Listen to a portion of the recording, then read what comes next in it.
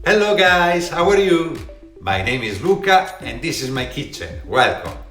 Today we are making vegan mayonnaise without eggs. You should try this recipe and you'll see that it is good like the classic one.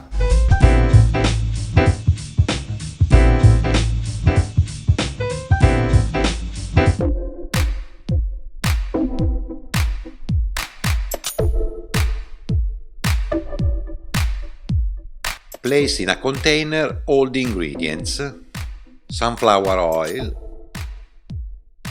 soy milk,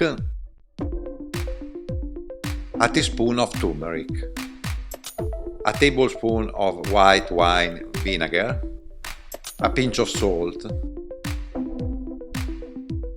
Place the immersion blender in the container.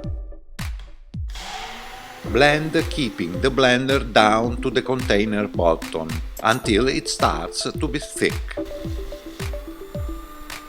Now you can move the blender up and down until thick and smooth.